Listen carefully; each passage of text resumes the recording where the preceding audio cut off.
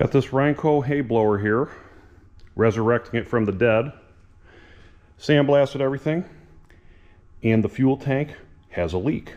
How I discovered that there was a leak? Well, overnight, that nice clean sandblast was sweating by all this diesel fuel. And I can't imagine why this actually leaked. Looks like good weld jobs to me, doesn't it? So once I cut this bottom out, you could see that too much penetration, and actually there's a good crack right there on both sides, really. So I'm going to weld in a new bottom, and it'll be good as new.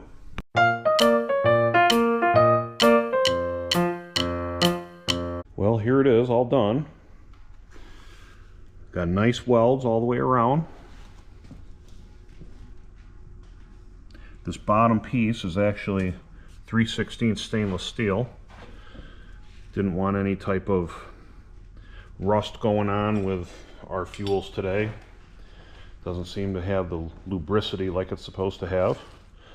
So I will pressure test it, check for leaks, prime it, paint it, put it back on, and finish the project.